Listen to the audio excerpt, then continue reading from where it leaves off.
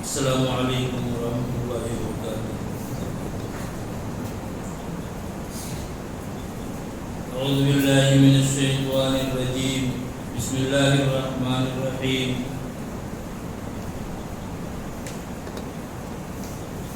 حامیم والکتاب المبین، انا انزلناہ فی لیلۃ مبارکۃ انا کنا منذرین فیہا یفرق کل امر حکیم۔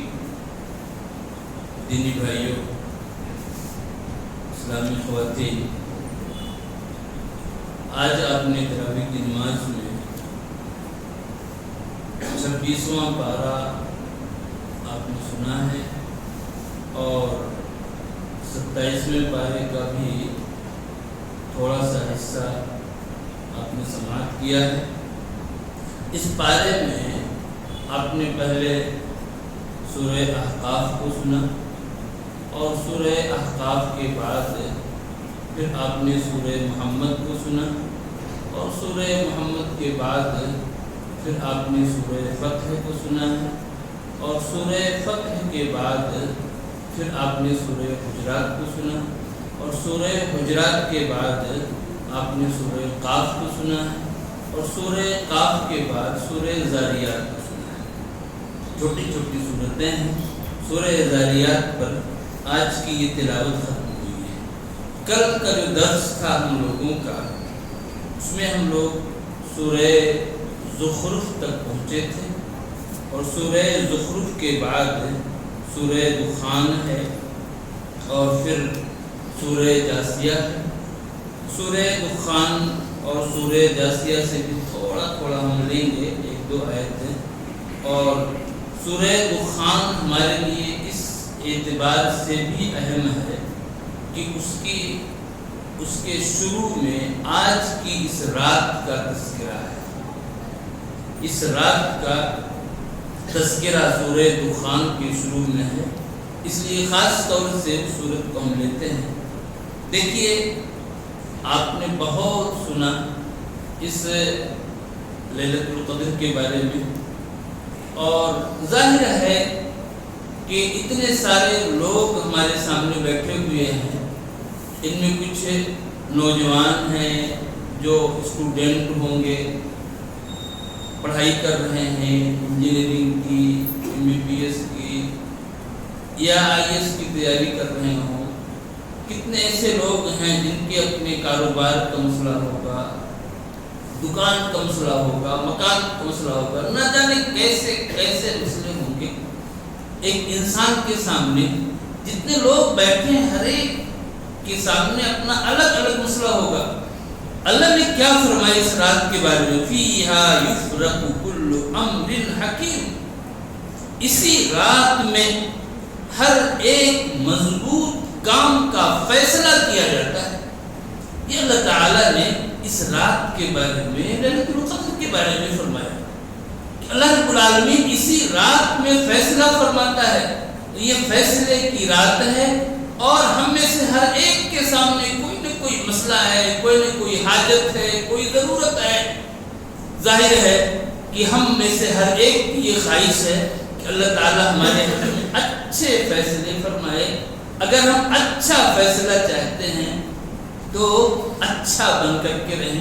اور ہم یہ دیکھتے ہیں میرے بھائیوں کہ آپ کا کوئی مزدور ہے، کمپنی میں کام کر رہا ہے، کارخانے میں کام کر رہا ہے، تھوڑا اگر وہ خراب بھی ہو، وہ آپ کی بات نہ بھی مانتا ہو، لیکن اگر اس کے تعلق سے جس دن کوئی فیصلہ لینا ہو، کچھ ڈیسائیڈ کرنا ہو، اگر اس دن وہ انسان بالکل اچھا بن کر کے آپ کے سامنے آ جائے تو آپ کو رحم آ جائے۔ چلو ٹھیک ہے، اب نے جو کیا لیکن یہ آدمی اب ٹھیک ٹھاک دکھ رہا ہے، آپ کو رحم آ جائے گا۔ تو اللہ رب العالمین جو ارحم الراحمین ہے، آج کی رات میں اللہ کے سامنے اپنے آپ کو اس حال میں پیش کرو کہ اللہ کو رحم آ جائے، آپ پر، ہم پر، سب پر اللہ کو رحم آ جائے اور اللہ تعالیٰ ہمارے حق میں اچھے فیصلے فرمائے۔ تو یہ رات ہے میرے بھائیوں لیلۃ القدر کی، اللہ نے اس کا ذکر کیا ہے یہاں پر۔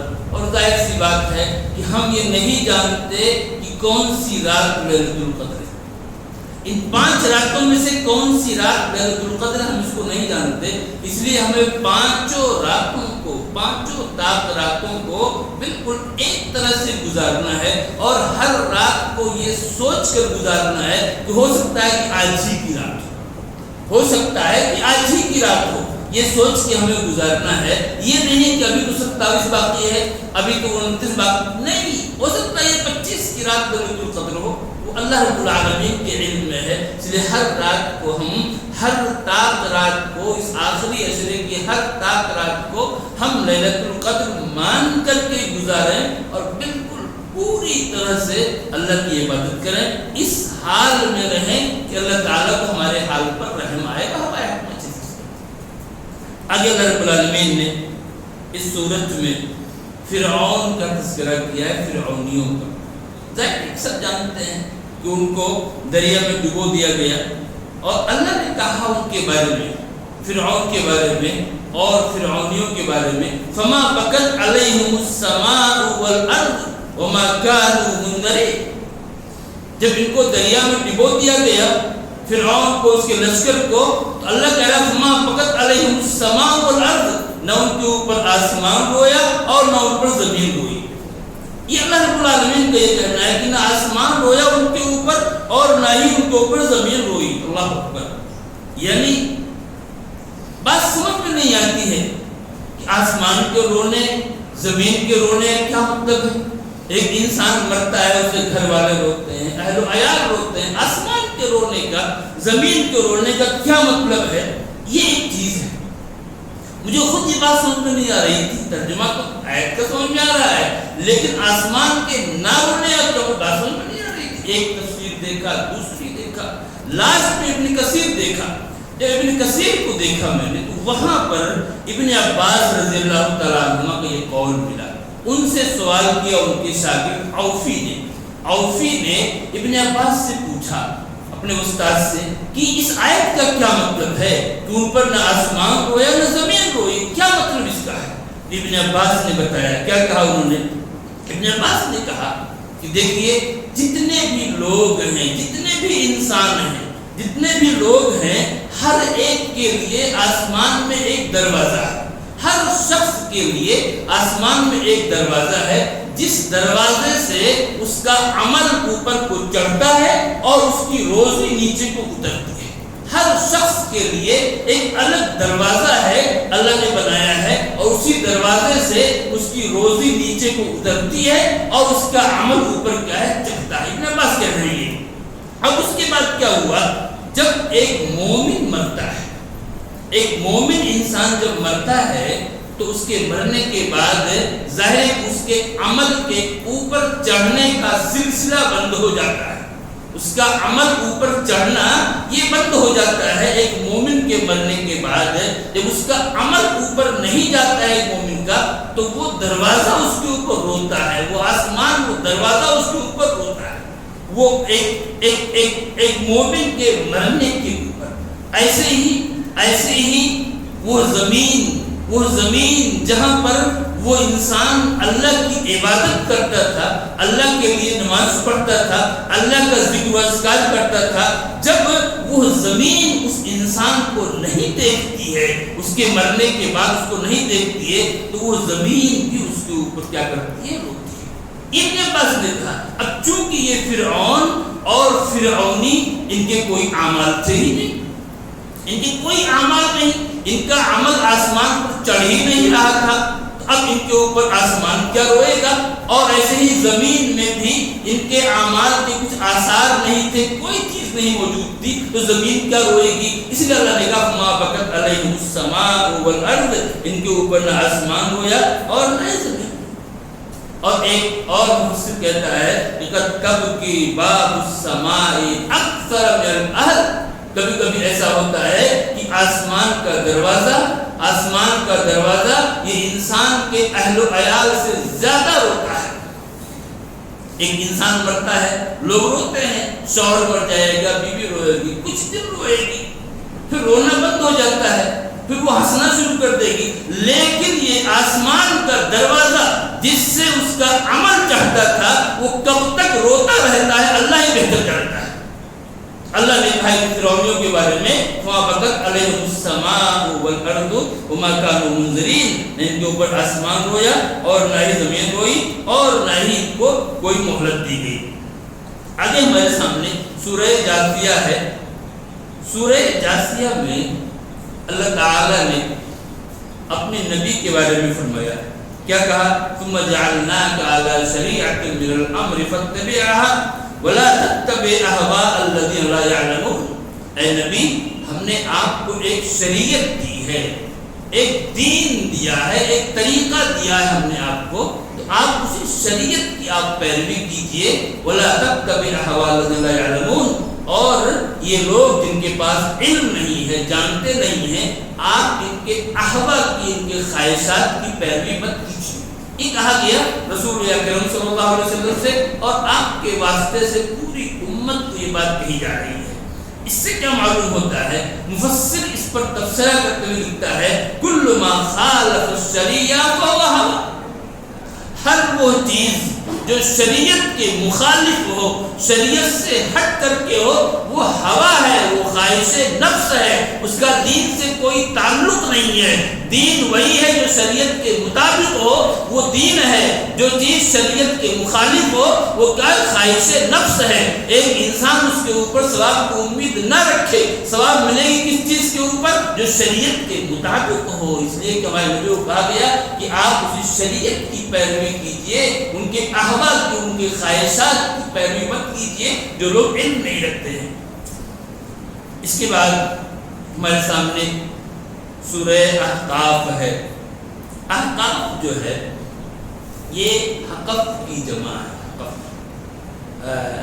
یعنی اس کا پلورل ہے، حقف کا یہ پلورل ہے، حقف یہ سنگولر ہے اور احقاف یہ اس کا پلورل ہے۔ اور حقف کہتے ہیں ریگستان میں، صحرا میں، ریگستان میں جو خم در خم ٹیلے ہوا کرتے ہیں، ریت کے ٹیلے جو ہوتے ہیں ریگستان کے اندر، ان کو حقف کہا جاتا ہے، احقاف کہا جاتا ہے۔ حضرت ہود علیہ السلام کی جو قوم تھی، قوم عاد، یہ قوم عاد کا تذکرہ کیا ہے اللہ نے یہاں پر، وَاذْكُرْ أَخَا عَادٍ إِذْ أَنذَرَ قَوْمَهُ بِالْأَحْقَافِ۔ آپ عاد کے بھائی ہود کا تذکرہ کیجئے جنہوں نے اپنی قوم کو احقاف میں ڈرایا۔ اب اس میں احقاف کا ذکر آیا ہے، اس بنیاد پر اس سورت کا نام سورہ احقاف ہے۔ اس سورت میں اللہ رب العالمین نے اپنے نبی سے کہا کہ آپ کہہ دیجئے لوگوں سے، کیا کہہ دیجئے؟ قُلْ مَا كُنْتُ بِدْعًا مِنَ الرُّسُلِ وَمَا أَدْرِي مَا يُفْعَلُ بِي وَلَا بِكُمْ۔ آپ کہہ دیجئے کہ میں کوئی نیا رسول نہیں ہوں، ایسا نہیں ہے کہ مجھے پہلی بار رسول بنا کر کے بھیجا گیا، مجھ سے پہلے نہ جانے کتنے رسول آئے، میں کوئی نیا رسول نہیں ہوں۔ وَلَا أَدْرِي مَا يُفْعَلُ بِي وَلَا بِكُمْ، اور مجھے نہیں معلوم کہ ہمارے ساتھ کیا کیا جائے گا، تمہارے ساتھ کیا کیا جائے گا، ہمارے ساتھ کیا ہوگا، تمہارے ساتھ کیا ہوگا، یہ ہمیں نہیں معلوم۔ کون کہہ رہے ہیں؟ رسول اکرم صلی اللہ علیہ وسلم۔ وَلَا أَدْرِي مَا يُفْعَلُ بِي وَلَا بِكُمْ، مجھے نہیں معلوم کہ ہمارے ساتھ کیا ہوگا، تمہارے ساتھ کیا ہوگا۔ یہ کہہ رہے ہیں رسول اکرم صلی اللہ علیہ وسلم جن کے سارے اگلے پچھلے سب کے سب معاف۔ آگے آپ کے یہاں سورہ فتح آ رہی ہے، اس کے اندر اللہ نے بالکل اس کا اعلان کر دیا، اے نبی ہم نے آپ کے سارے اگلے پچھلے جتنی بھی چیزیں لفظیں کچھ ہو سکتی ہیں، اگر حالانکہ آپ کو تو گناہ ہوتا نہیں تھا، اگر کچھ لفظیں ہو سکتی ہیں تو وہ سب ہم نے معاف کر دیے۔ اس نبی کا یہ کہنا ہے کہ میرے ساتھ کیا ہوگا، تمہارے ساتھ کیا ہوگا، مجھے نہیں معلوم۔ اب آپ بولو کہ ہمیں کتنا ڈرنا چاہیے، ہمیں اپنے تعلق سے کتنی فکر کرنی چاہیے۔ جب ہمارے نبی اس طرح کی بات کہہ رہے ہیں تو ہمیں کتنی فکر کرنی چاہیے، کیا ہوگا آگے، کیا ہوگا اس زندگی کے بعد جو زندگی اور اس میں کیا ہوگا۔ ایک انسان کو یہ سوچنا ہے، اپنے دماغ میں اس چیز کو بٹھانا ہے کیا ہوگا وہاں، اور جب اس کے دماغ میں یہ چیز بیٹھے گی تو اس کی تیاری کرے گا۔ وہ اس کی تیاری کرے گا، اور جو کچھ یہاں تیاری کر لے گا اس کی روشنی میں وہ زندگی اس کی اچھی حالت میں گزرے گی. یہ چیز ہے. ایک چیز اور دیکھیں، یہاں پر اللہ کے نبی سے کہا جا رہا ہے کہ آپ کہہ دیجئے ولا ادری ما یفعل بی ولا بکم، آپ کہہ دیجئے. ایسے ہی نوح علیہ السلام کے بارے میں، نوح علیہ السلام کے بارے میں پیچھے گزرا، وما علمی بما كانوا يعملون، مجھے نہیں معلوم یہ لوگ کیا کرتے تھے. ایسے ہی موسیٰ علیہ السلام کے بارے میں آیا لا اعلم، موسیٰ علیہ السلام کے بارے میں آیا کہ علمها عند ربی، اس کا علم میرے رب کے پاس ہے. یہ ان انبیاء کی ان سینٹنس کو، ان جملوں کو دیکھیے کہ وہ جس چیز کا علم نہیں ہے اس کو کہہ رہے ہیں کہ مجھے نہیں معلوم، اس کو کہہ رہے ہیں کہ مجھے نہیں معلوم. معلوم کیا ہوا کہ اگر ایک انسان یہ کہتا ہے کہ مجھے نہیں معلوم ہے تو اس سے کوئی اس کی توہین نہیں ہوتی ہے، اس سے اس کی انسلٹی نہیں ہوتی ہے. اسی لیے مفسر کہتے ہیں کہ لا عالم لا ينتقص من قدرک، اگر تم لا عالم کہتے ہو دین کے کسی معاملے میں، دین کے کسی معاملے میں اگر تم کہتے ہو کہ مجھے نہیں معلوم ہے، I don't know، اگر تم کہتے ہو تو اس سے تمہارے قدر میں، تمہارے مقام میں کوئی کمی نہیں آتی ہے. آج کتنے لوگ ایسے ہیں، کتنے لوگ ایسے ہیں، کتنے ایسے عالم ملیں گے دین کی کوئی بات پوچھی گئی ان سے اور اگر ان کو نہیں بھی معلوم ہے تو یہ کہتے ہوئے شرماتے ہیں کہ کیسے بھی کہ مجھے نہیں معلوم ہے. لوگ کیا سمجھیں گے، کیسا چھوٹا عالم ہے یہ. نہیں، یہ دین ہے، یہ اللہ رب العالمین کا اتارا ہوا دین ہے. ایک انسان کو اگر نہیں معلوم ہے تو اس کو پورے اطمینان سے کہنا چاہیے کہ مجھے یہ چیز نہیں معلوم ہے، میں دیکھ کے بتاؤں گا، یہ کیسے پوچھ کے بتاؤں کوئی بھی چیز. یہ انداز ہے. انبیاء کرام بھی کہا کرتے تھے اس چیز کو. آگے اللہ رب العالمین نے اگلی آیت میں ماں کی تعریف کی ہے، ماں کی ممتا کو، ماں کی محبت کو. ظاہر ہے کہ اس کا مقابلہ کوئی چیز کر نہیں سکتی. اللہ نے اس کی تعریف کی. اللہ نے کیا فرمایا، وَصَّيْنَ الْإِنسَانَ بِوَالِدَيْهِ إِحْسَانًا حَمَلَتْهُ أُمُّهُ كُرْهًا وَوَضَعَتْهُ كُرْهًا. کیا کہا ہے کہ ہم نے انسان کو اس کے والدین کے ساتھ اچھا سلوک کرنے کی وصیت کی ہے، اس کا حکم دیا ہے. اس کو آگے بھی کہا، اس کی ماں کا ذکر کیا کہ حملتہ امہ کرہا وضعتہ کرہا، اس کی ماں نے اس کو تکلیف کے ساتھ اس کو پیٹ میں رکھا اور پھر تکلیف کے ساتھ اس کو جنا دی. رب العالمین نے ماں کا ذکر کیا. دو چیزیں آپ دیکھیے کس طرح سے تکلیف کے ساتھ ایک ماں، ایک عورت سے جب حمل سے ہوتی ہے، پریگننٹ ہوتی ہے، اب اس بچے کو پیٹ میں رکھتے ہوئے اس کو تکلیف ہوتی ہے. ایسے ہی بچے کو جنتے ہوئے اس کو تکلیف ہوتی ہے، لیکن اس تکلیف کے باوجود اس کو اس بچے سے محبت ہوتی ہے. کتنی بھی تکلیف ہو لیکن اس بچے سے اس ماں کو محبت ہوتی ہے. اس لیے ایک مفسر کہتا ہے سبحان من جمع فی قلوب الامہات المتناقضات. پاک ہے وہ ذات جس نے ماؤں کے دلوں میں دو متناقض چیزوں کو، دو اپوزٹ چیزوں کو اکٹھا کر دیا. کون سی چیز؟ کرہم ما حب، کرہم ما حب وزجر ما انس. محبت کے باوجود، تکلیف کے باوجود محبت، تکلیف کے باوجود محبت، اور ایسے ہی اکتاہٹ اور پریشانی کے باوجود انسیت. ان دونوں ہی چیزوں کو اللہ رب العالمین نے ان ماؤں کے دلوں میں اکٹھا کر دیا. انتہائی تکلیف کے باوجود اس کو اس بچے سے محبت ہوا کرتی ہے. اللہ رب العالمین نے ماں کی اسی کردار کا، اسی کیریکٹر کا ذکر کیا ہے یہاں پر، اور اس سے ماں کی انتہائی عظمت معلوم. اور یہ حقیقت ہے کہ اتنی محبت ایک ماں کرتی ہے کوئی کر نہیں سکتا. باپ کو بھی بڑی محبت ہوتی ہے اپنی اولاد سے، لیکن کبھی کبھی ایسا ہوتا ہے کہ باپ اپنے بچے سے ناراض ہو کر کے اس کو اپنی پراپرٹی سے عاق کر دیتا ہے.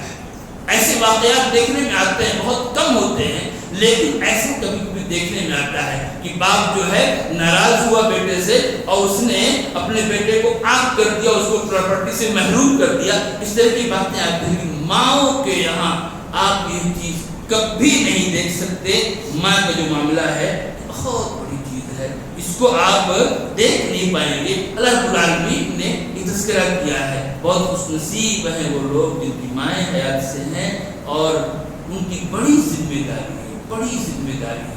کتنے لوگ، کتنے بد نصیب ایسے ہیں جو اپنی بوڑھی ماؤں کو ان کا خیال نہیں کرتے، دوسری چیزوں میں لگے رہتے ہیں۔ انتہائی بڑی ذمہ داری ہے اس بچے کی، اس انسان کی جس کی مائیں حیات سے ہیں، وہ اپنی تکلیف سے زیادہ ان کی تکلیف کو محسوس کرے وہ، اور اپنے آرام سے زیادہ ان کے آرام کا وہ خیال رکھے اور ان کے لیے دعا کرے۔ آگے اللہ نے اس دعا کا تذکرہ کیا، آگے اللہ نے اس دعا کا تذکرہ کیا کیا؟ رب اوزعنی ان اشکر نعمتک التی انعمت علی وعلی والدی وان اعمل صالحا ترضى واصلح لي في ذریتی انی تبت الیک وانی من المسلمین۔ اس دعا کا تذکرہ کیا۔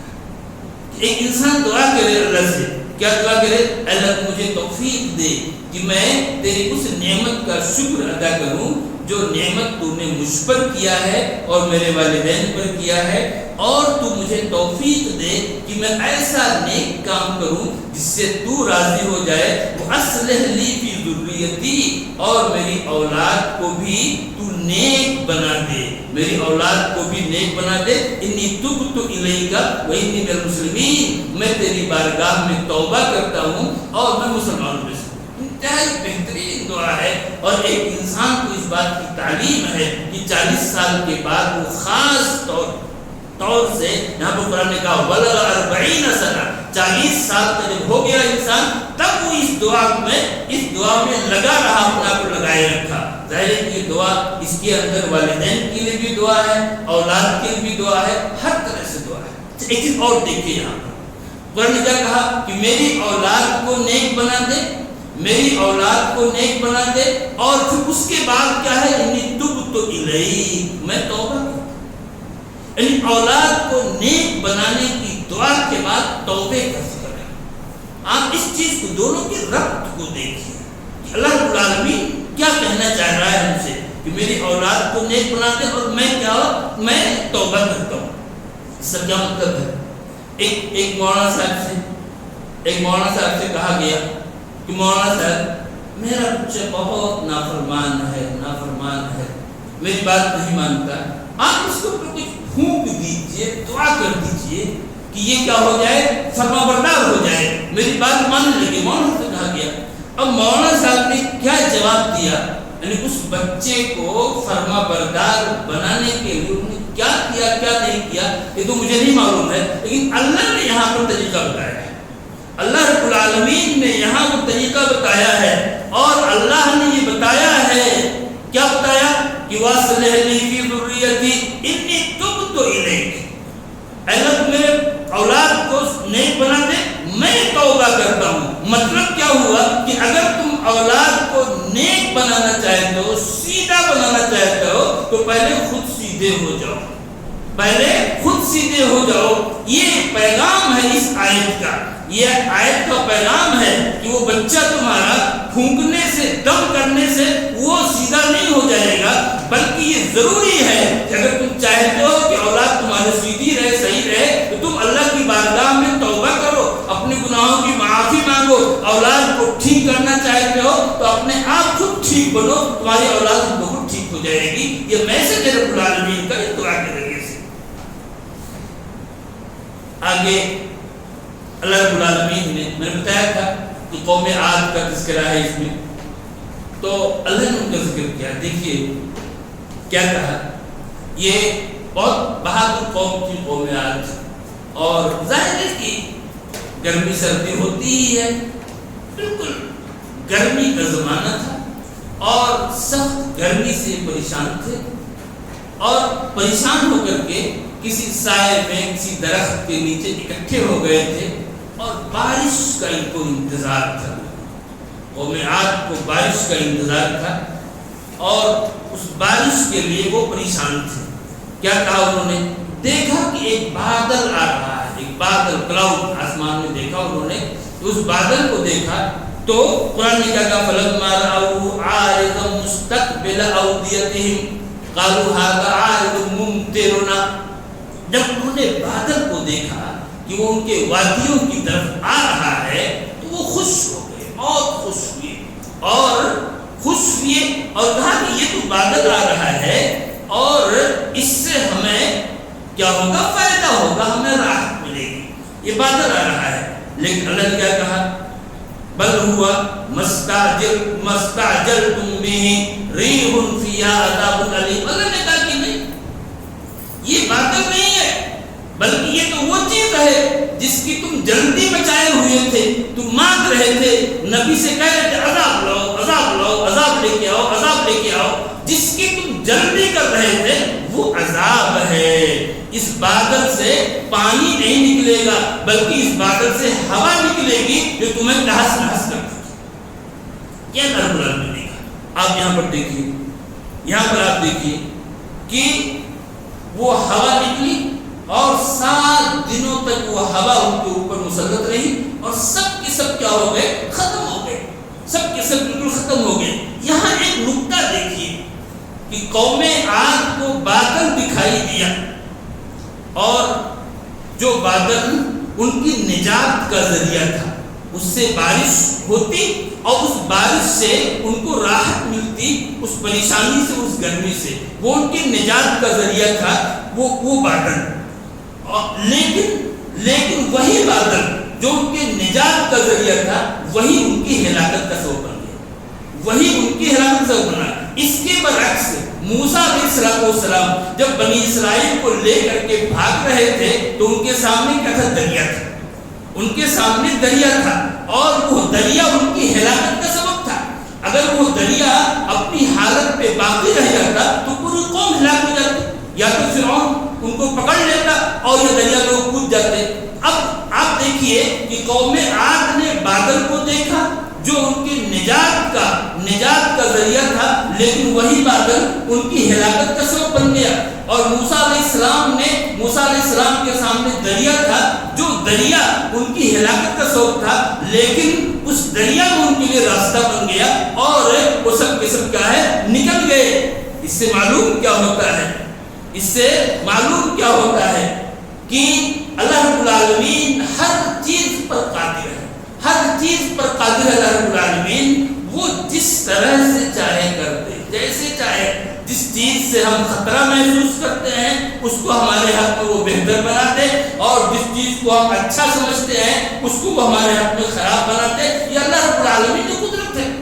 لوگ کہتے ہیں کہ فلاں پارٹی آ گئی، اب کیا ہوگا، یہ ہوگا، وہ ہوگا، اس طرح کی بات نہیں. ساری چیزیں اللہ کے ہاتھ میں ہیں، سب اللہ کے ہاتھ میں ہیں. اللہ رب العالمین خیر میں شر کو بنا سکتا ہے، شر میں خیر کو بنا سکتا ہے. یہ سب رب العالمین کے ہاتھ میں. آپ مثال تو دیکھیے، قوم عاد بادل دیکھ کے خوش ہو رہی ہے، اللہ رب العالمین نے اسی سے اس کو ہلاک کر دیا. موسیٰ علیہ السلام اور بنی اسرائیل جو ہے دریا کو دیکھ کے پریشان ہو گئے کہ موسیٰ اب کیا ہوگا، پیچھے لشکر آ گیا ہے، اب ہم پکڑ نہیں جائیں گے، پریشان ہو گئے. لیکن اللہ رب العالمین نے اسی دریا کو ان کے لیے راستہ بنا دیا. سب اللہ کی قدرت ہے. اس لیے ایک مسلمان کو اپنے رب پر توجہ، پوری توجہ اس کی اپنے رب پر ہونی چاہیے. اللہ تعالیٰ جب چاہے جس طرح جو فیصلہ فرمائے. آئے کیا فرمایا اللہ نے اسی قوم عاد کے بارے میں، وَلَقَدْ مَكَّنَّاهُمْ فِي مَا إِن مَكَّنَّاكُمْ فِيهِ وَجَعَلْنَا لَهُمْ سَمْعًا وَأَبْصَارًا وَأَفْئِدَةً فَمَا أَغْنَىٰ عَنْهُمْ سَمْعُهُمْ وَلَا أَبْصَارُهُم وَلَا أَفْئِدَتُهُم. کیا کہا اللہ نے کہ ہم نے ان قوم عاد کو زمین میں جما دیا تھا، ایسا جما دیا تھا کہ اتنا ہم نے تم کو بھی نہیں جمایا. جس طرح سے ہم نے ان کو زمین میں کنٹرول دے رکھا تھا اس طرح کنٹرول ہم نے تم کو بھی نہیں دیا. یعنی کیا مطلب ہے کہ یہ تم سے کیا تھے، سپیریئر تھے. یہ لوگ تم سے سپیریئر تھے. اور اللہ رب العالمین نے کیا دیا تھا ان کو، کان دیا تھا، آنکھ دیا تھا، دل دیا تھا. یہ تمام چیزیں اللہ نے ان کو دی تھی، لیکن انہوں نے اپنے کان سے، اپنے دل سے، اپنی آنکھ سے فائدہ نہیں اٹھایا، کان سے اچھی باتیں سنی نہیں، آنکھ سے اچھی باتوں کو، اچھی چیزوں کو دیکھا نہیں، اور ایسے ہی دل سے اچھی چیزوں کو قبول نہیں کیا، اس سے فائدہ نہیں اٹھایا، تو پھر کیا ہوا؟ ان میں سے کوئی چیز ان کے کام نہیں آئی، کوئی چیز انہیں کام نہیں آئی، اور اللہ رب العالمین نے ان کو تہس نہس کر دیا، اسی ہوا کو ان کے لیے عذاب بنا دیا۔ یہ چیز ہے، اللہ رب العالمین نے ہمیں آنکھ دیا ہے، دل دیا ہے، دماغ دیا ہے، سوچنے کے لیے، سمجھنے کے لیے۔ ایک انسان کو سوچنا ہے، ایسا نہیں ہے، ایسا نہیں کہ آنکھ بند کر کے انسان جی رہا ہو، کوئی بھی کچھ بتا دے اس کے اوپر چل پڑے، نہیں، سوچنا ہے، معلوم کرنا ہے، جہاں تک ہو سکے۔ ایک انسان کے پاس ٹھیک ہے قرآن حدیث کا علم نہیں ہے، لیکن وہ ایک عالم سے مسئلہ پوچھ لیا، دوسرے سے پوچھ لیا، تیسرے سے پوچھ لیا، اگر آپ نے 2-3 سے پوچھ لیا تو رزلٹ آپ کو مل جائے گا، رزلٹ آپ کو مل جائے گا کہ اس میں صحیح کیا ہے، پھر ایک آدمی اس کے اوپر عمل کرنا ہے۔ میرے بھائیوں، نہ جانے کیسے کیسے عقائد، کیسے کیسے عقیدے سامنے آ رہے ہیں آئے دن، اس لیے بہت سوچ سمجھ کر کے ہم کو فیصلہ لینا ہے۔ آگے اللہ رب العالمین نے جنوں کا تذکرہ کیا ہے، جنوں کا الگ تذکرہ کیا، اور ایک واقعہ بیان کیا ہے جنوں کا۔ یہ کب ہوا؟ جب رسول اکرم صلی اللہ علیہ وسلم طائف سے لوٹ رہے تھے۔ آپ نے سنا ہے بارہا کہ طائف والوں نے آپ کی بات نہیں مانی اور آپ کو مارا، اتنا مارا کہ آپ کی جوتیاں خون سے بھر گئی، نوجوانوں کو، اوباشوں کو آپ کے پیچھے لگا دیا، اور وہ اوباش بالکل دیکھ دیکھ کر کے آپ کے پاؤں پہ پتھر مارتے تھے، اور آپ کے پاؤں زخمی ہوئے، اور اس سے آپ کی جوتیاں بھر گئی خون سے۔ ظاہر ہے وہاں سے جب آپ لوٹے وہاں سے تو پریشانی تھی ہی، آپ کو پریشانی تھی ہی۔ اللہ رب العالمین نے اسی موقع سے اللہ رب العالمین نے جنوں کی ایک جماعت کو بھیج دیا۔ کیا کہا اللہ نے؟ وَإِذْ صَرَفْنَا إِلَيْكَ نَفَرًا مِنَ الْجِنِّ يَسْتَمِعُونَ الْقُرْآنَ فَلَمَّا حَضَرُوهُ، جب ہم نے آپ کی طرف جنوں کی ایک جماعت کو پھیر دیا جو قرآن کو غور سے سن رہے تھے۔ اللہ رب العالمین نے اپنے نبی کو تسلی دی، اپنے نبی کو تسلی دی۔ میرے بھائیوں، کتنی پریشانی کو برداشت کر کے آپ لوٹے تھے وہاں سے، کتنی پریشانی۔ ہم لوگ کیا پریشانی برداشت کر رہے ہیں دین کے لیے؟ پریشانی تو ہمارے نبی نے برداشت کی، نبی کے ساتھیوں نے برداشت کی، کیسی پریشانی برداشت کی، اور آج ان کی پریشانیوں ہی کا نتیجہ ہے کہ آج یہ دین ہم تک محفوظ ہے۔ یہ چیز ہے، ورنہ آج تو مسلمان کتنا بے شرم ہو گیا ہے، کتنا بے شرم ہو گیا ہے۔ اسی رمضان کے مہینے میں کتنے لوگ ایسے مل جائیں گے جو آرام سے پوری ڈٹائی سے کھاتے پھرتے ہیں، ذرا بھی شرم نہیں ان کو۔ اس طرح کی صورتحال ہے، اتنی پریشانیاں برداشت کی صحابہ کرام نے، رسول اکرم صلی اللہ علیہ وسلم نے۔ تو ہمارے نبی صلی اللہ علیہ وسلم جو وہاں سے لوٹ رہے تھے، آپ ایک وادی میں تھے، وادی نخلا میں۔ اللہ نے کہا اے نبی آپ پریشان مت ہو، یہ طائف والے آپ کی بات نہیں مانتے ہیں، نہ مانے، مکہ کے لوگ آپ کی بات نہیں مانتے ہیں، نہ مانے، میں ایک ایسی مخلوق جس کو ہم نے آگ سے بنایا ہے، وہ مخلوق آپ کی بات کو ماننے کے لیے تیار ہے۔ اللہ رب العالمین نے ان جنوں کی جماعت کو بھیج دیا، اور انہوں نے آپ قرآن کریم کو پڑھ رہے تھے، قرآن کریم کو آپ پڑھ رہے تھے، اور انہوں نے غور سے قرآن کو سنا، اور سننے کے بعد قرآن کے فلما قضی ولوا الی قومہم، جب قرآن کریم کا پڑھنا بند ہو گیا تب وہ لوٹے اپنی قوم کی لوٹے۔ معلوم کیا ہوا کہ اگر قرآن کریم کو پڑھا جا رہا ہے، بیچ میں نہیں گئے اٹھ کر کے، وہ جب تک کہ آپ کی تلاوت چلتی رہی وہ سنتے رہے، بالکل سنتے رہے وہ اس کو، اور جب آپ کی تلاوت ختم ہوئی تب وہ وہاں سے ہٹے۔ معلوم کیا ہوا کہ اگر قرآن کریم کو پڑھا جا رہا ہو، قرآن کریم کا درس ہو رہا ہو، تو ایک انسان کو بیچ میں اٹھ کر نہیں جانا چاہیے۔ جس کو جانا ہے وہ پہلے چلا جائے وہ ٹھیک ہے، لیکن بیچ میں اٹھ کر کے جانا یہ ایک مسلمان کی سیوا نہیں ہے، یہ طریقہ نہیں ہے کہ آپ قرآن پڑھا جا رہا ہے آپ جو اٹھ کے چلے جائیں۔ آپ دیکھیے تو صحیح کہ جن غور سے سنتے رہے اور جب قرآن پورا ہوا تب وہ گئے، اچھا اب قرآن پڑھے، جب قرآن کا پڑھنا بند ہو گیا تو فوراً وہ اپنی قوم کی طرف پلٹے. فلما قضی ولوا الی قومہم، جب قرآن کا پڑھنا بند ہو گیا تو اپنی قوم کی طرف وہ پلٹے. کیوں اپنی قوم کی طرف گئے؟ قوم کو بتانے کے لیے، قوم کو بتانے کے لیے، تبلیغ کے لیے کہ میں نے یہ کلام سنا ہے آج. قوم کو بتانے کے لیے، قوم میں تبلیغ کے لیے گئے. معلوم کیا ہوا کہ ہم جو قرآن کریم کو سنتے ہیں، یہاں قرآن کریم کے احکام کو جو سنتے ہیں، تو ہمیں یہ بھی کرنا چاہیے کہ یہاں سے نکلنے کے بعد ہم دوسروں کو بتائیں بھی، اپنے گھر میں بتائیں، دوسروں کو بتائیں کہ ہم نے آج اللہ رب العالمین کے اس فرمان کو سنا ہے، آج ہم نے قرآن کی یہ بات سنی ہے. یہ چیز ہمیں کرنی چاہیے.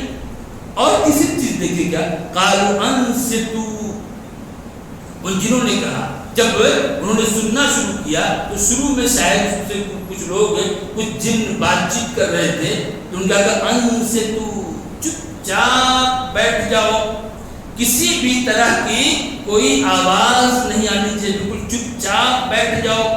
یہ دیکھیے معلوم کیا ہوا کہ ایک انسان جب قرآن کی مجلس میں بیٹھے تو اس کا کوئی اور شغل نہیں ہونا چاہیے، ادھر ادھر کو بات چیت کر رہا ہو اور کسی اور کام میں مشغول نہیں. انسان کا مطلب کیا ہوتا ہے کہ ہر چیز کو چھوڑ کر کے غور سے اس آواز کو سننا، اس آواز کو غور سے سننا. یہ کیا انسان ہے؟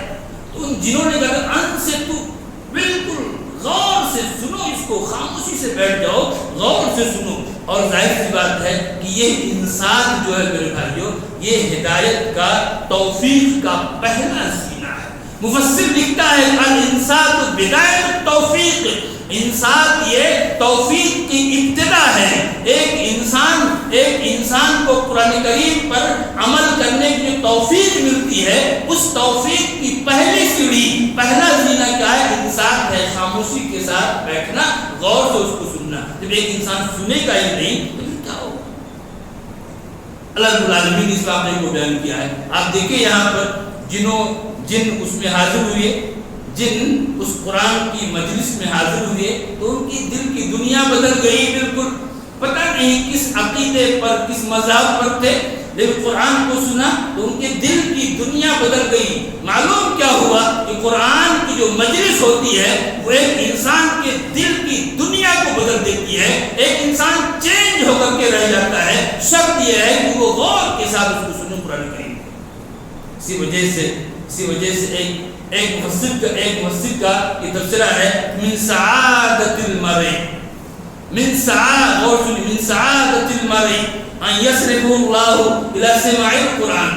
ایک انسان کی ایک بڑی سعادت ہے، نیک بختی ہے کہ اس کو اللہ رب العالمین قرآن سننے کی طرف پھیر دے.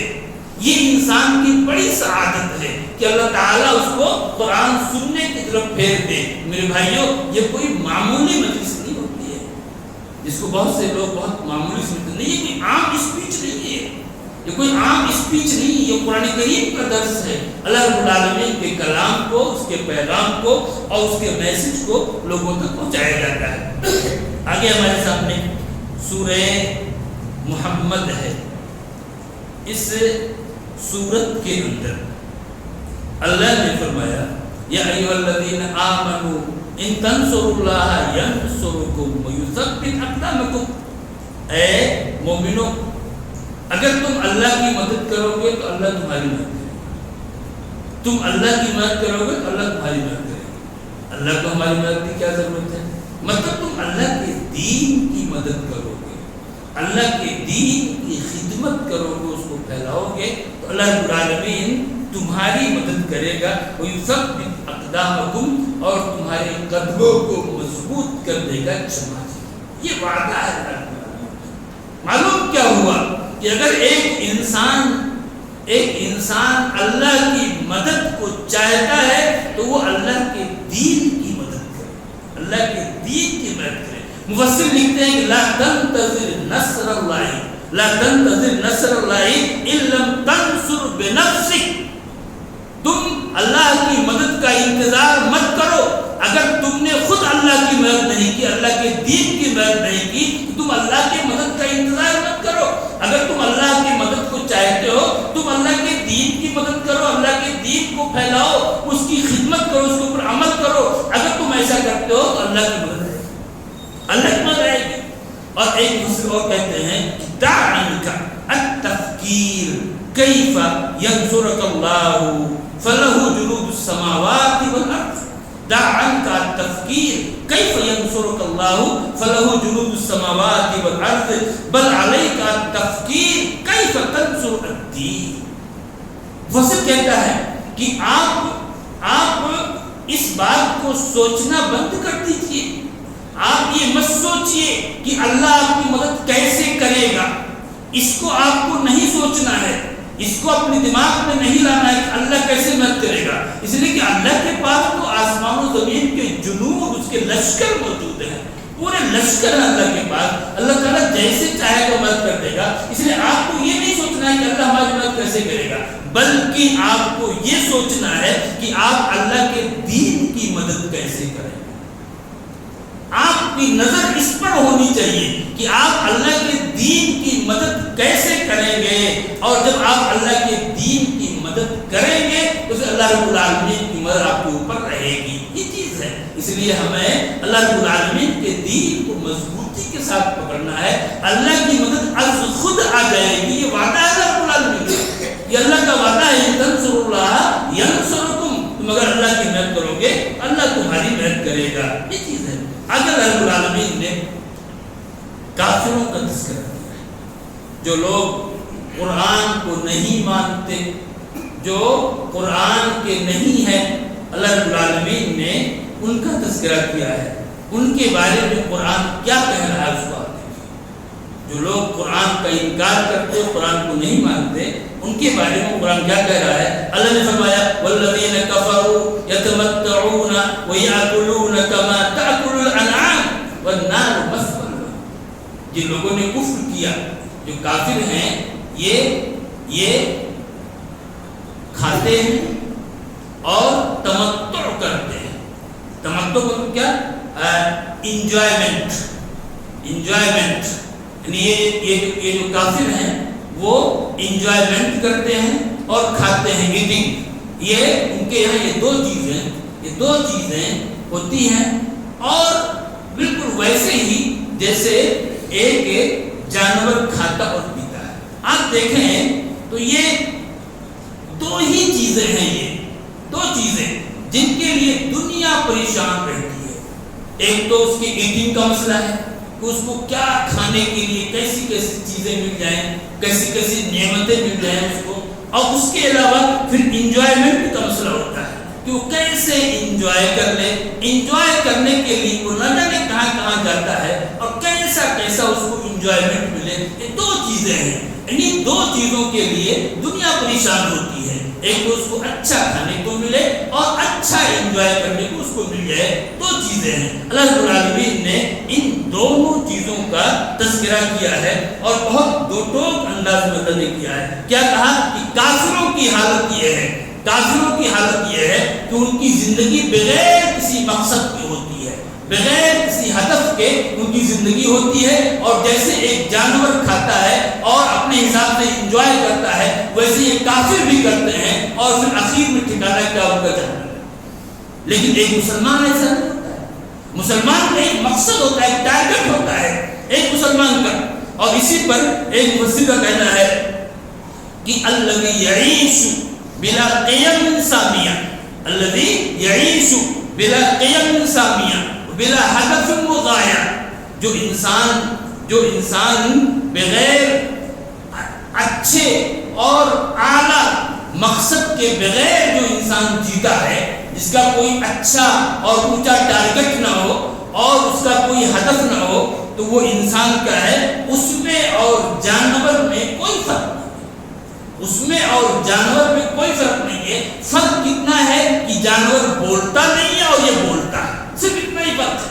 صرف اتنا ہی فرق ہے کہ جانور بولتا نہیں ہے اور یہ انسان کا ہے بولتا ہے. باقی دونوں ویسے ہیں.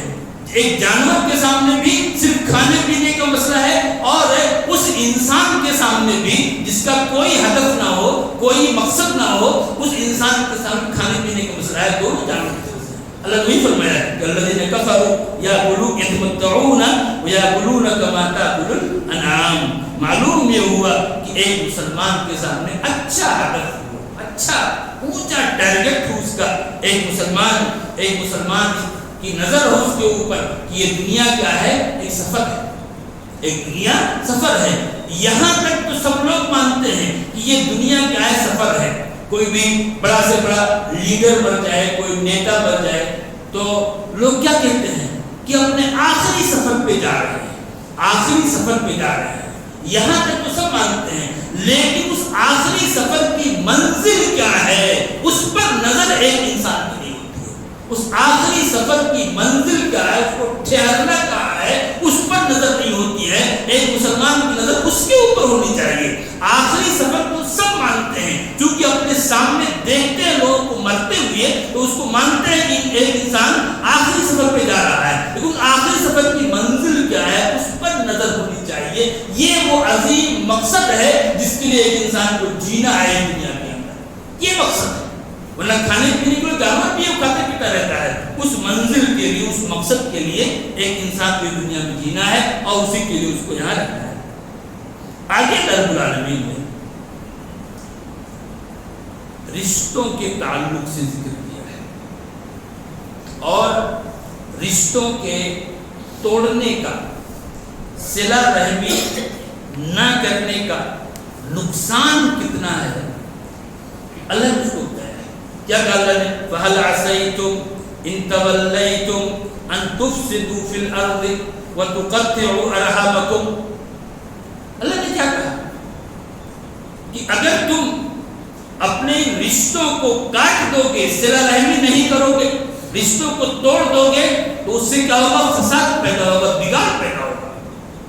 اور یہ بالکل آپ سماج میں، معاشرے میں آپ دیکھ سکتے ہیں کہ اللہ رب العالمین نے اس کو یہاں ذکر کیا کہ اگر تم رشتوں کو کاٹو گے تو اس سے کیا ہوگا؟ فساد اور بگاڑ پیدا ہوگا. ایک مفسر کہتا ہے کہ قطیعۃ الرحم والفساد متلازمان، رشتوں کو کاٹنا اور فساد کا پیدا ہونا دونوں لازم ملزوم ہے ایک دوسرے کے ساتھ. آپ رشتوں کو توڑیں گے تو اس سے جو ہے فساد اور بگاڑ پیدا ہوگا. اس لیے ایک مسلمان کے لیے تعلیم ہے اسلام کی کہ وہ رشتوں کو جوڑ کر کے رکھے، رشتوں کو وہ جوڑ کر کے رکھے. اسلام نے ہر ایک کے ساتھ اچھا سلوک، اچھا برتاؤ کرنے کا حکم دیا ہے. اور اس کے بعد اللہ نے فرمایا افلا یتدبرون القرآن، کیا یہ لوگ قرآن میں غور نہیں کرتے؟ کیا یہ لوگ قرآن میں غور نہیں کرتے؟ یہ آپ دیکھیے، قطع رحمی کے بعد، یعنی رشتوں کو کاٹنے پر نکیر کے بعد اللہ رب العالمین نے فوراً قرآن کریم میں غور کرنے کو ذکر کیا. اس سے پہلی آیت میں کیا ہے؟ رشتوں کے کاٹنے کا تذکرہ ہے، اور دوسری آیت میں قرآن کریم پر غور کرنے کا حکم ہے. اس سے معلوم کیا ہوتا ہے؟ ایک مفسر کہتے ہیں کہ لَن يَقْطَعَ رَحِمَهُ إِذَا تَدَبَّرَ الْقُرْآنَ، اگر ایک انسان قرآن پہ غور کر لے گا تو اپنے رشتے کو کاٹ نہیں سکتا ہے، وہ رشتہ کاٹنے والا نہیں کرے گا، قرآن میں تدبر کرے گا. اللہ رب العالمین نے قطع رحمی کے بعد، رشتوں کے کاٹنے کے بعد فوراً تدبر قرآن کا ذکر کیا. معلوم یہ ہوا کہ اگر ایک انسان قرآن میں تدبر کرتا ہے، غور و فکر کرتا ہے تو رشتوں کو توڑے گا نہیں، رشتوں کو جوڑ کر رکھے گا. اور آگے اللہ نے فرمایا ام علی قلوب اقفالها، کیا ان کے دلوں پر تالے لگے ہوئے ہیں؟ تالا ڈالتے ہی اپنے مکانوں میں یا وہاں ہم تالے لگاتے ہیں، اور ظاہر ہے کہ تالے کی چابی بھی ہوتی ہے، تالے کی چابی ہوتی ہے جس سے اس تالے کو کھولا جاتا ہے. تو اس تالے کو، دنیاوی تالے کو ہم دیکھتے ہیں، جانتے ہیں. یہاں اللہ رب العالمین نے دلوں کے تالے کا تذکرہ کیا ہے. دلوں کا تالا، یہ دلوں کا تالا کیسا ہے اس کو ہمیں نہیں معلوم کہ دلوں کا تالا ہے کیسا، کس طرح کا لگتا ہے، کس چیز کا ہے، یہ ہمیں نہیں معلوم. لیکن اللہ رب العالمین نے اس تالے کی چابی ہمیں بتا دی. دلوں کا تالا کیسا ہے اللہ نے بیان کیا، تو ان کے دلوں پر تالے پڑ گئے ہیں، لیکن یہ دلوں کا تالا ہے کیسا ہم اس چیز کو نہیں جانتے، لیکن اس تالے کی چابی کیا ہے، اس کی کنجی، اس کی کیلی کیا ہے، اللہ نے اس کو بتا دیا کیا کہ وہ قرآن کریم ہے، وہ قرآن کریم ہے۔ اگر دلوں پر لگے ہوئے تالے کو کھولنا چاہتے ہو تو قرآن کریم کو پکڑ لو مضبوطی کے ساتھ، قرآن کو پکڑ لو گے تو یہ دلوں پر لگے ہوئے تالے کھل جائیں گے، اور قرآن کو مضبوطی کے ساتھ پکڑنا پڑے گا، ایسے نہیں، ورنہ صرف سرسری لینے سے بات نہیں بنتی، مضبوطی کے ساتھ پکڑیے۔ ایک دوست ہوتا ہے نا، ایک دوست، اور ایک جو ہے گہرا دوست ہوتا ہے، ایکسیلنٹ فرینڈ ہوتا ہے، بہت ہی مطلب ایک گہرا دوست ہے وہ۔ تو ایک مفسر کہتے ہیں قرآن کریم یہ ایک گہرے ایکسیلنٹ فرینڈ کی طرح سے ہے، یہ جیسے ایک دوست ہوتا ہے، وہ اپنے اندر کی باتوں کو اس وقت تک نہیں بتاتا جب تک آپ اس کے سامنے اپنے دل کو کھول کے نہ رکھ دیں۔ بالکل اسی طرح سے جب تک آپ قرآن کریم کے سامنے اپنے دل کو کھول کر کے نہیں رکھ دیں گے اور اس کے اوپر پوری طرح سے متوجہ نہیں ہو جائیں گے، اس وقت تک قرآن کریم کے معنی کو، اس کے اسرار و رموز کو، اس کی حکمتوں کو سمجھ نہیں سکتے ہیں۔ یہ قرآن ہے، اس کے لیے بہت زیادہ توجہ کی ضرورت ہے، اور دلوں پر لگے ہوئے تالے دراصل اسی سے کھلتے ہیں۔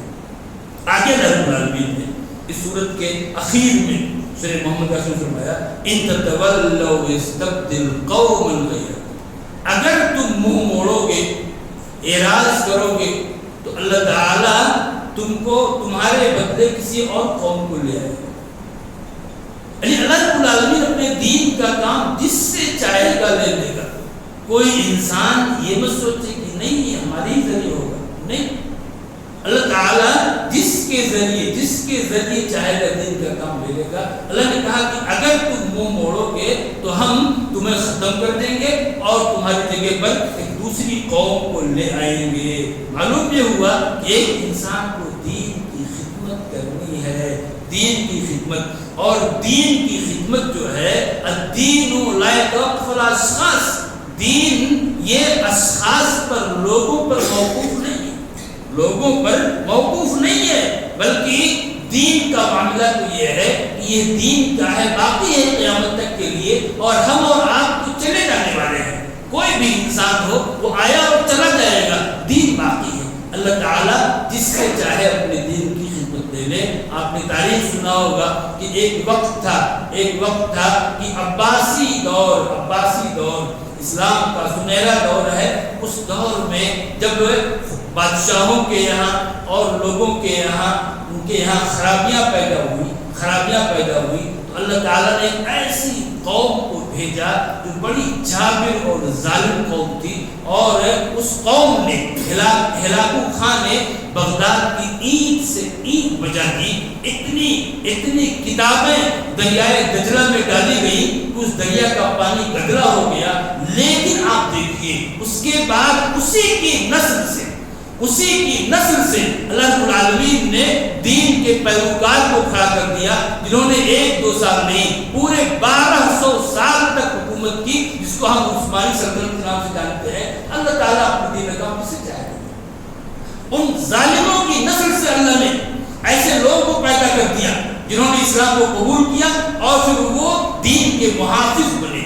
اتنی بڑی سلطنت مسلمانوں کی کبھی قائم ہی نہیں ہوئی، اتنی طول و عرض میں وہ سلطنت قائم ہوئی۔ تو یہ اللہ رب العالمین کا نظام ہے، اس لیے ہمیں اپنی فکر کرنی ہے اور ہمیں اپنے لیے دین کی خدمت کرنی ہے، ورنہ اللہ تعالیٰ کو ہماری ضرورت نہیں ہے۔ اللہ تعالیٰ تو اپنے دین کی حفاظت کر لے گا، ہمیں اس کے لیے محنت کرنی، کوشش کرنی ہے۔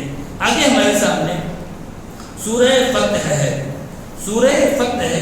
کی آخری آیت آپ کے سامنے رکھتا ہوں میں، ٹائم زیادہ نہیں ہے اور بہت شارٹ انداز میں گزرنا پڑے گا۔ تو سورہ فتح کی آخری آیت ہے، کیا ہے؟ محمد الرسول اللہ والذین معہ اشداء علی الکفار رحماء بینہم تراہم رکعا سجدا یبتغون فضلا من اللہ۔ یہ سورہ فتح کب نازل ہوئی ہے؟ رسول اللہ صلی اللہ علیہ وسلم حدیبیہ کے میدان میں تھے، اور آپ آئے تھے صحابہ کرام کے ساتھ عمرہ کرنے کے لیے، لیکن آپ کو وہاں روک دیا گیا، مکہ میں گھسنے نہیں دیا گیا، اور وہیں پر آپ نے صلح کی، آپ کے درمیان اور مکہ کے مشرکین کے درمیان صلح ہوئی۔ وہ صلح ایسی صلح تھی کہ ہر انسان پریشان تھا، ہر انسان پریشان تھا، اور بظاہر بہت دب کر کے صلح ہوئی تھی، یہاں تک کہ مکہ والوں نے کہا کہ اگر ہمارا کوئی آدمی بھاگ کر کے جائے گا آپ کے پاس تو آپ کو واپس کرنا پڑے، لیکن اگر آپ کا کوئی آدمی، کوئی مسلمان آئے گا بھاگ کر کے ہمارے پاس، ہم نہیں کریں گے۔ پریشان ہو گئے مسلمان پریشان ہو گئے کہ اللہ کے اس کو بھی ہم مان لیں گے کیا؟ کہا کہ ہاں، اور کیا کہا؟ آپ نے صلح لکھوائی تھی تو آپ نے حضرت علی رضی اللہ عنہ سے کہا کہ لکھو صلح، لکھو بھی محمد رسول اللہ، یہ صلح محمد رسول اللہ کی طرف سے۔ فوراً سہیل بن عمرو نے کہا کہ اگر ہم آپ کو رسول مان ہی لیں اللہ کا تو ہم جھگڑا کیوں آپ سے کریں گے؟ آپ کو ہم رسول مان لیں اگر تو ہم آپ سے لڑائی کیوں کریں؟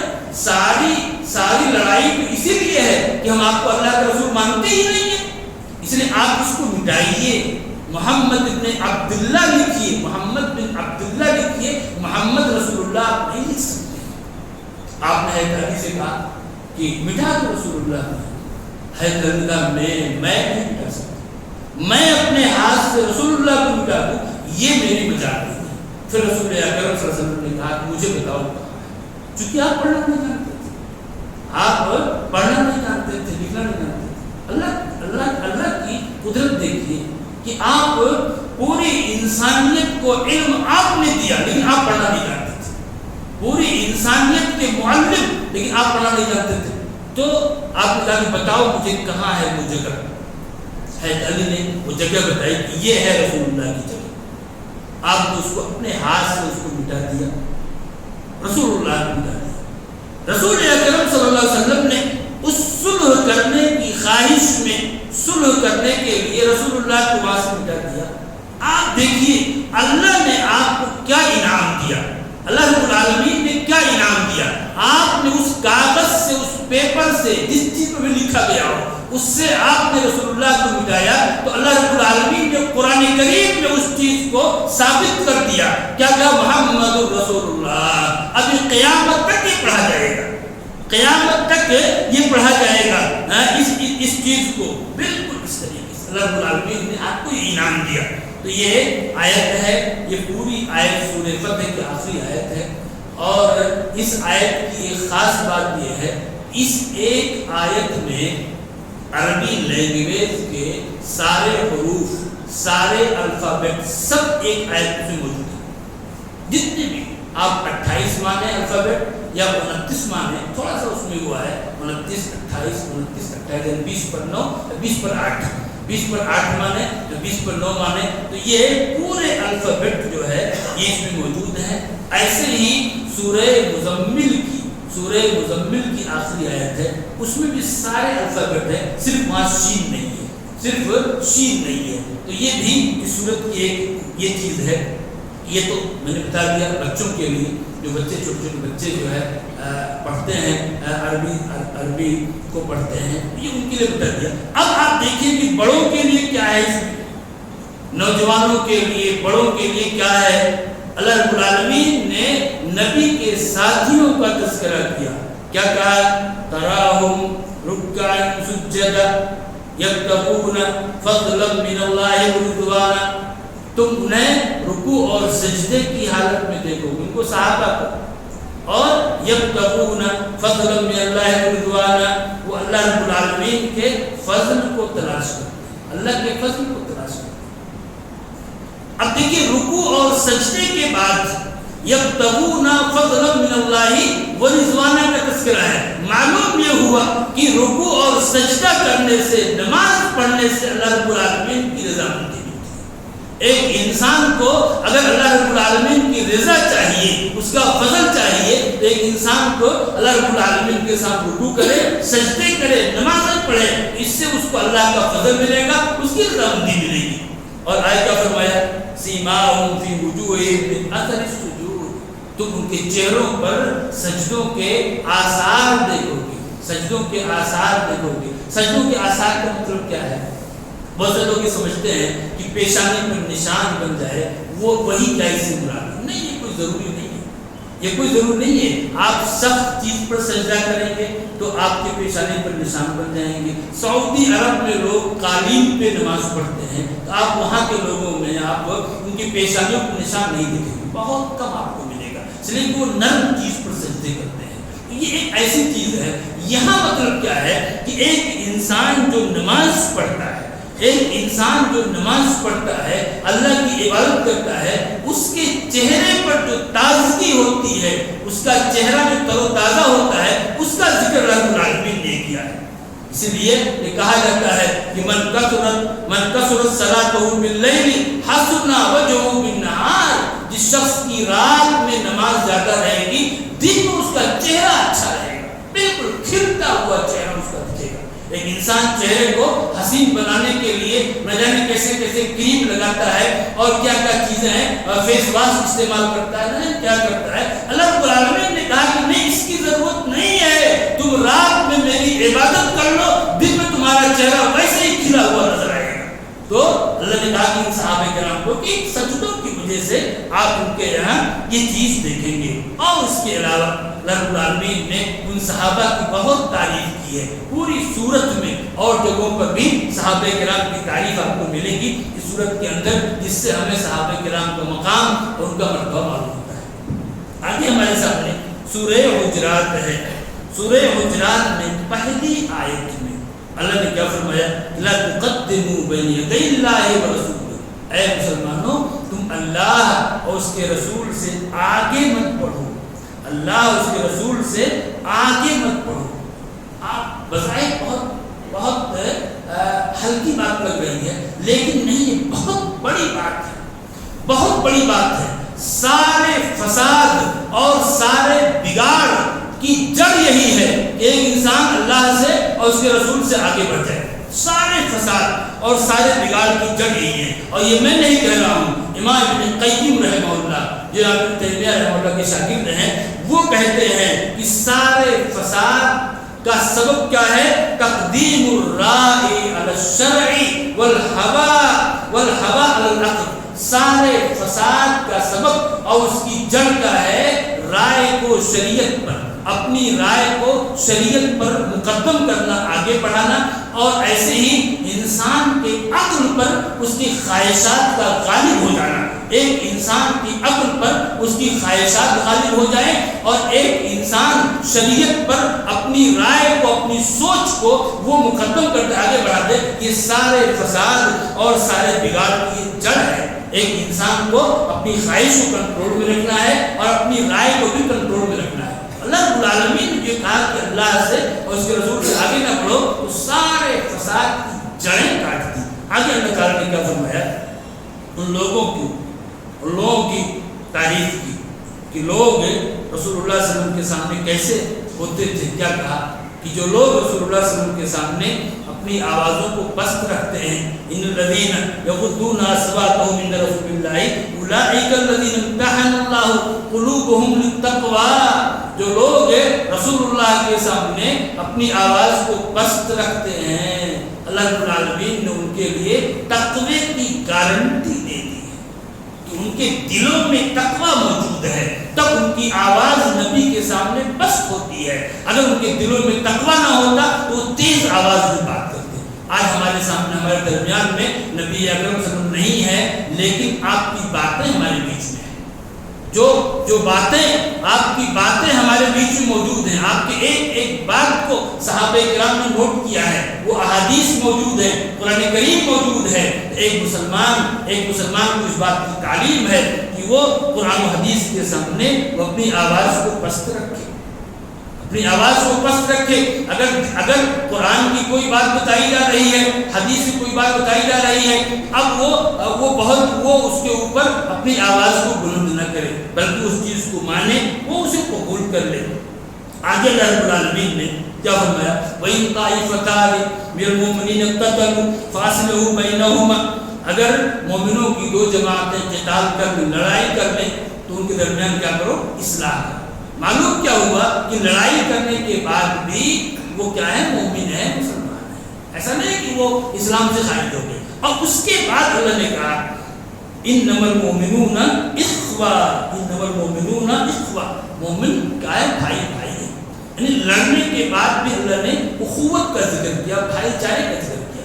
معلوم کیا ہوا کہ لڑائی تو ہو سکتی ہے، کبھی بچنا ہے اس سے، لیکن پھر بھی کبھی کبھی لڑائی ہو سکتی ہے، لیکن لڑائی ہونے کا مطلب یہ نہیں ہے کہ ہماری جو اخوت ہے، اسلامی اخوت، جو بھائی چارہ ہے، اس کو ختم کر دے گی انسان۔ نہیں، لڑائی ہوئی ٹھیک ہے، اس کو ختم کرنا ہے، لیکن ہمارے اس کی وجہ سے ہمارے اسے اخوت کا خاتمہ نہیں ہونا چاہیے۔ اللہ نے اس چیز کو یہاں پہ ذکر فرمایا ہے۔ آگے ہمارے سامنے سورہ قاف ہے۔ سورہ قاف کے اندر تو یہ کہا کہ پوری سورت کی وضاحت کی جائے، کوئی وقت نہیں ہے۔ سورہ قاف کے اندر کیا فرمایا اللہ نے؟ وَلَقَدْ خَلَقْنَا الْإِنسَانَ وَنَعْلَمُ مَا تُوَسْوِسُ بِهِ نَفْسُهُ، ہم نے انسان کو پیدا کیا ہے اور اس کے دلوں میں جو خیال آتا ہے اس کو بھی ہم جانتے ہیں، محسن کہتا ہے کہ حتیٰ خرجات نفسک انت مراقب، تمہارے دل میں جو خیالات آ رہے ہیں ان خیالات کی بھی نگرانی ہو رہی ہے، ان کی بھی نگرانی کی جا رہی ہے، لیکن اس کے اوپر کیا ہے؟ گرفت نہیں، پکڑ نہیں اس کے اوپر۔ اب دیکھیے یہاں پر ایک خیال کا آنا اور ایک خیال کو لانا، دل میں ایک انسان کی جو خیال آئے اس خیال کو اس کی پکڑ نہیں ہے، لیکن جو خیال کو لاتا ہے، کسی حسین لڑکی کو دیکھا، اب اس کے بعد دل میں اس کو بٹھا دیا، جما لیا، اس خیال کو باقی رکھا، یہ کیا ہے؟ خیال کا لانا ہے، اس کے اوپر تو پکڑ ہے، لیکن ایسے خیال ہے کہ اس میں کوئی بات نہیں کیا۔ اور کیا کہا؟ ما یلفظ من قول الا لدیہ رقیب عتید، ایک انسان جو بات بھی کہتا ہے تو اس کے اوپر کیا ہے؟ ایک نگراں ہے، رقیب عتید۔ اللہ نے کہا رقیب کا معنی کیا ہے؟ نگراں، اور عتید کا معنی کیا ہے؟ حاضر، بالکل ایسا نگراں جو ہر وقت حاضر ہوتا ہے، دنیا کے نگراں کی طرح سے نہیں۔ ایک واچ مین ہے، ٹھیک ہے وہ ڈیوٹی اپنی کر رہا ہے، لیکن جب رات جاتی ہے تو وہ بھی جا کے سو جائے گا، وہ خراٹے لگے لگتا ہے، کرسی پہ بیٹھ کے سوتا رہے گا۔ لیکن اللہ نے کہا کہ یہ جو نگراں ایک انسان کے ساتھ لگا ہوا ہے وہ رقیب عتید ہے، بالکل حاضر، ہر وقت ایک چیز کو دیکھ رہا ہے، ایک چیز کو کیا کر رہا ہے؟ محفوظ کر رہا ہے، کوئی چیز اس سے چھوٹ نہیں سکتی ہے۔ آگے اللہ نے فرمایا وَأُزْلِفَتِ الْجَنَّةُ لِلْمُتَّقِينَ غَيْرَ بَعِيدٍ هَذَا مَا تُوعَدُونَ لِكُلِّ أَوَّابٍ حَفِيظٍ، قیامت کے دن جنت کو لایا جائے گا، جنت کو قریب کر دیا جائے گا متقیوں سے، اور اس کے بعد اللہ تعالیٰ کہے گا هَذَا مَا تُوعَدُونَ، یہ جنت ہے، یہ رہی جنت جس کا تم سے وعدہ کیا جا رہا تھا دنیا میں، تم سنتے تھے بیانوں میں علماء کی، جنت جنت جنت جنت، اللہ کہتا ہے یہ رہی جنت، اس کو دیکھو یہ جنت ہے۔ اب آگے اللہ نے کہا کہ یہ جنت ہے کس کے لیے؟ کیا فرمایا؟ لِكُلِّ أَوَّابٍ حَفِيظٍ، اس شخص کے لیے ہے جو اواب ہو اور حفیظ ہو، اواب ہو اور حفیظ ہو، یہ جنت کیا ہے؟ اس کے لیے ہے۔ ابھی اواب اور حفیظ کیا ہے؟ مجاہد کہتے ہیں، مجاہد بڑے مفسر ہیں اور ابن عباس کے شاگردوں میں سے ہیں، مجاہد کہتے ہیں الا انبئک باواب حفیظ، کیا میں تمہیں نہ بتاؤں کہ یہ اواب حفیظ کیا ہے؟ کون اواب حفیظ ہے؟ آگے میں بتایا هو الرجل الذي يذكر ذنبه اذا خلق فيستغفر له، اواب حفیظ وہ شخص ہے جو تنہائی میں اپنے گناہوں کو یاد کرتا ہے، جب تنہائی میں ہوا، اس کے پاس کوئی نہیں ہے، رات کی تنہائی ہے، سارے لوگ اپنے اپنے کمروں میں جا کر کے سو گئے ہیں، بچے یہ وہ سب اپنے اپنے جگہوں پر ہیں، جب وہ تنہائی میں ہے اس وقت وہ اپنے گناہوں کو یاد کرتا ہے اور وہ استغفار کرتا ہے، گناہوں کو یاد کر کے وہ استغفار کرتا ہے۔ مجاہد کہتے ہیں کہ وہ اواب الحفیظ ہے، اور اس اواب الحفیظ کے لیے اللہ نے جنت کو رکھا ہے۔ میرے بھائیوں، بہت بہت بڑی چیز ہے کہ ایک انسان تنہائی میں اپنے رب کو یاد کرے، اپنے گناہوں کو یاد کرے۔ ظاہر گناہ ہو جاتے ہیں، گناہ ہو جاتے ہیں، کتنا بھی بچے گا انسان ہو جائے گا اس سے، بالکل بڑے بڑے لوگوں سے بھی ہو گئے۔ ہاں، ایک انسان کا کمال یہ ہے، گناہ ہو جانا تو غلط ہے ہی، گناہ ہونا تو غلط ہے ہی، لیکن اس گناہ پر توبہ نہ کرنا یہ بھی گناہ ہے، اس گناہ پر توبہ نہ کرنا یہ بھی گناہ ہے، اور یہ اس گناہ سے بڑھ کر کے ایک انسان سے گناہ ہو جاتے ہیں، ایک انسان کو فوراً توبہ کرنا ہے، اپنے رب سے خالص توبہ، سچی توبہ ایک انسان کو کرنی ہے رب کے سامنے، اور پوری عاجزی کے ساتھ، انکساری کے ساتھ ہے اس کو اپنا معاملہ اپنے رب کے سامنے رکھنا ہے۔ اللہ رب العالمین کو اور آپ سب کو اس کی توفیق عطا فرمائے۔ آگے سورہ ذاریات کی وقت نہیں ہے، انشاءاللہ کل اس میں سے کچھ آیتیں کل رکھیں گے اور پھر آگے سے تفصیل ہوگی۔ اور چونکہ آج یہ قدر کی رات ہے، عبادت کی، دعا کی رات ہے، ہم لوگ تھوڑی سی دعا کر لیں اپنے رب کے حضور، اور پھر اس کے بعد تنہا بھی آپ کریں گے، کہتے ہیں۔ اللہ تعالیٰ قبول فرمائے۔